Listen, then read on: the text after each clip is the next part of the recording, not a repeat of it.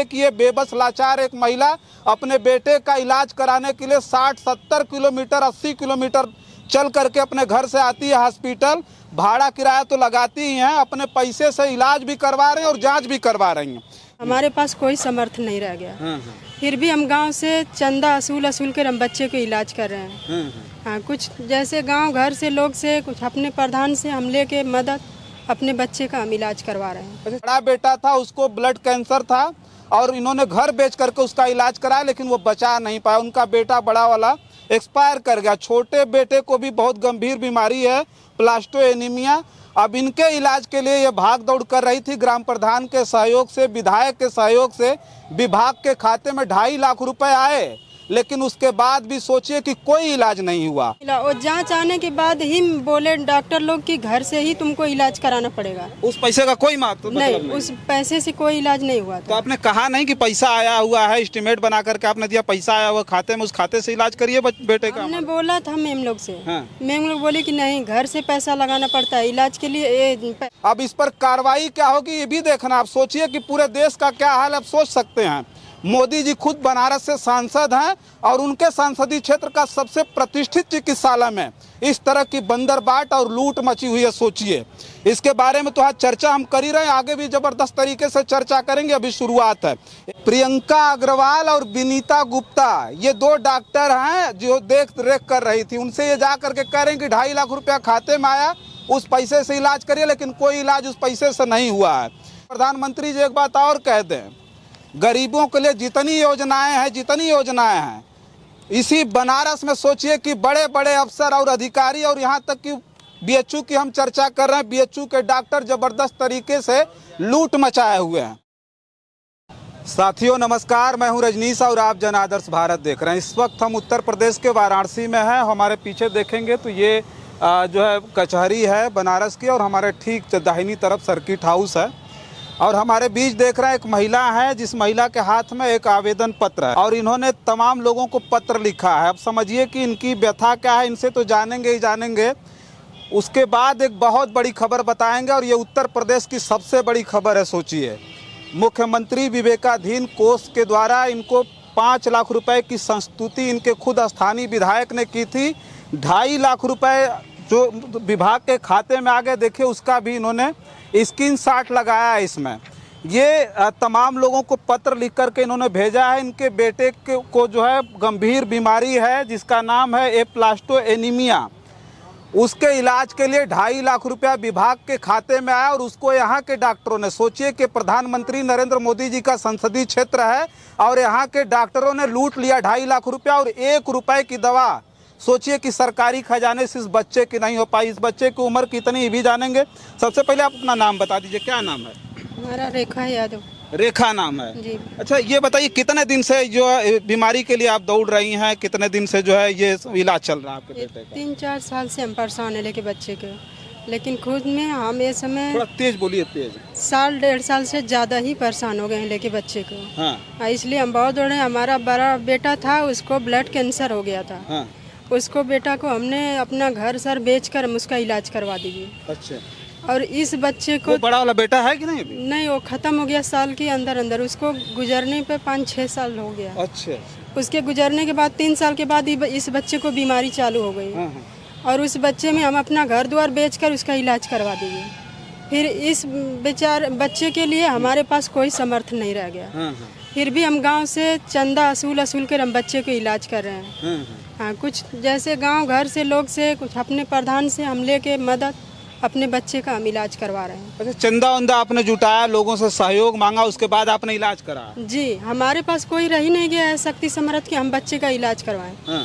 इसलिए फिर हम बच्चे को लेके गए थे। हाँ। वहाँ पे मैडम लोग बोली थी कि 18,000 का जाँच होगी। हाँ। फिर वहाँ हम गए थे तो लेके जब 18,000 जुटा कर तो बोली लोग कि नहीं 21,000 का जाँच होगी। हाँ। जाँच की दाम बढ़ गई है। हाँ। फिर हम घर पे आए, हम फिर किसी भाई बंधु से मांग करके जुटाए थे। 21,000 रुपया ले गए थे, फिर 21,000 की जाँच हुई थी।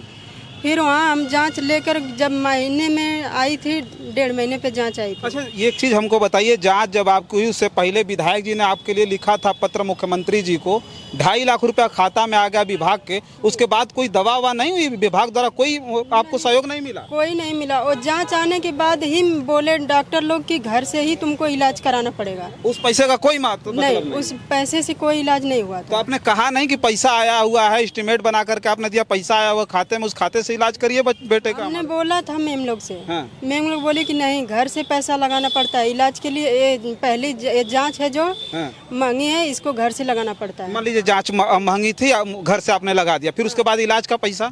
फिर भी नहीं कोई इलाज था उसका। इलाज का पैसा देना पड़ा हर बार आप? हाँ, जब भी हम गए हैं, दावा लिखे हैं मैम लोग, हम जाकर दावा लिए हैं। हाँ। और कोई इलाज नहीं उस पैसे में हुआ है। चलिए देखिए, हम जो है बता रहे थे, चूंकि ये गांव की महिला है, बहुत ज़्यादा पढ़ी लिखी नहीं है, रेखा है जिनसे हम चर्चा कर रहे हैं, इनके बेटे का इलाज चल रहा है। कितनी उम्र है बेटे की? 10 साल। 10 साल। 10 साल का बेटा है, थोड़ा सा दिखा दीजिए। 10 साल के बेटे इनके शुभम यादव। अब सोचिए कि इनके पास इलाज के लिए पैसा नहीं था, डॉक्टरों ने इनको सलाह दिया था खुद हॉस्पिटल से कि इनका एस्टिमेट बन जाएगा। अपने ग्राम प्रधान से इन्होंने कहा तो ग्राम प्रधान ने सहयोग करके स्थानीय विधायक द्वारा एक पत्र लिखवाया कि जो है इनको मुख्यमंत्री की तरफ से जो है कुछ सहयोग मिल जाए तो इनका इलाज हो जाए। 5 लाख का एस्टिमेट बना था, जिसकी पहली किस्त 2.5 लाख रुपए 19 जून 2024 को इनके विभाग के खाते में गई। इनके मोबाइल पर उसका मैसेज आया तो इनको अब लगा कि हमारे बेटे का इलाज अब सुचारू रूप से होगा, हमको अपनी ज़मीन नहीं बेचनी पड़ेगी, घर नहीं बेचना पड़ेगा। हालांकि इन्होंने बताया इनका जो बड़ा बेटा था उसको ब्लड कैंसर था और इन्होंने घर बेच करके उसका इलाज कराया, लेकिन वो बचा नहीं पाया। उनका बेटा बड़ा वाला एक्सपायर कर गया। छोटे बेटे को भी बहुत गंभीर बीमारी है, प्लास्टो एनीमिया। अब इनके इलाज के लिए ये भाग दौड़ कर रही थी। ग्राम प्रधान के सहयोग से, विधायक के सहयोग से विभाग के खाते में 2.5 लाख रुपए आए, लेकिन उसके बाद भी सोचिए कि कोई इलाज नहीं हुआ। ये बनारस है, वो मोदी जी का संसदीय क्षेत्र है, जहाँ के डॉक्टर, ये भी मैं जहाँ जिस हॉस्पिटल की बात कर रहा हूँ, ये भारत का सबसे प्रतिष्ठित सोचिए चिकित्सालय है सर सुंदरलाल, जिसको BHU के नाम से हम लोग जानते हैं। उस BHU के डॉक्टरों ने सारा पैसा लूट लिया और इस गरीब का इलाज नहीं किया। सोचिए कि ये बेबस लाचार एक महिला अपने बेटे का इलाज कराने के लिए 60-70 किलोमीटर 80 किलोमीटर चल करके अपने घर से आती है हॉस्पिटल। भाड़ा किराया तो लगाती ही हैं, अपने पैसे से इलाज भी करवा रहे हैं और जाँच भी करवा रही हैं। ये स्थिति है। और प्रधानमंत्री जी देख लीजिए, विकास का ढिढोरा बहुत ज़्यादा हम लोगों ने सुना, आयुष्मान कार्ड क्या क्या बना, लेकिन मुख्यमंत्री कोष द्वारा आया हुआ पैसा BHU के डॉक्टरों ने लूट लिया है। ये महिला ने जो बताया, और तमाम लोगों को शिकायत पत्र भेजने जा रही हैं। तो देखिए किसको किसको भेज रहे हैं, ये भी पढ़ के हम बता दें। माननीय प्रधानमंत्री भारत सरकार नई दिल्ली, माननीय मुख्यमंत्री जी उत्तर प्रदेश शासन लखनऊ, माननीय उप मुख्यमंत्री और स्वास्थ्य मंत्री उत्तर प्रदेश शासन लखनऊ, माननीय जिलाधिकारी महोदय जनपद वाराणसी, माननीय मुख्य चिकित्सा अधिकारी वाराणसी, श्रीमान मंडलायुक्त महोदय वाराणसी को इन्होंने पत्र लिखा है और ये भेजने जा रही हैं। अब इस पर कार्रवाई क्या होगी ये भी देखना। आप सोचिए कि पूरे देश का क्या हाल, आप सोच सकते हैं। मोदी जी खुद बनारस से सांसद हैं और उनके संसदीय क्षेत्र का सबसे प्रतिष्ठित चिकित्सालय में इस तरह की बंदरबाट और लूट मची हुई है। सोचिए, इसके बारे में तो आज चर्चा हम कर ही रहे हैं, आगे भी जबरदस्त तरीके से चर्चा करेंगे, अभी शुरुआत है। एक बात हम ही जानना चाहेंगे, क्या लगता है आपने जब कहा डॉक्टरों से, कौन डॉक्टर है यहाँ? प्रियंका अग्रवाल। प्रियंका अग्रवाल, और एक कौन है, कौन? रुकिए एक मिनट। विनीता गुप्ता। विनीता गुप्ता, और कौन है? और लोग का नाम हम नहीं जानते हैं। प्रियंका अग्रवाल और विनीता गुप्ता, ये 2 डॉक्टर हैं जो देख रेख कर रही थी। उनसे ये जा करके कह रहे हैं कि 2.5 लाख रुपया खाते में आया, उस पैसे से इलाज करिए, लेकिन कोई इलाज उस पैसे से नहीं हुआ है।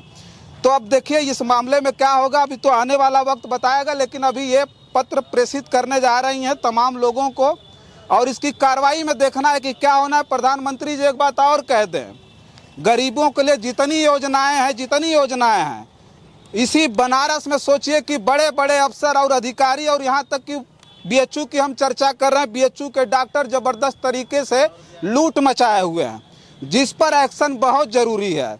अब इस पत्र को भेजने के साथ इस महिला को न्याय मिलेगा कि नहीं मिलेगा, ये आने वाला वक्त बताएगा। बहुत सारी खबर लेकर के आपके बीच में हाजिर होंगे, तब तक के लिए आप देखते रहें जन आदर्श भारत। बहुत बहुत धन्यवाद।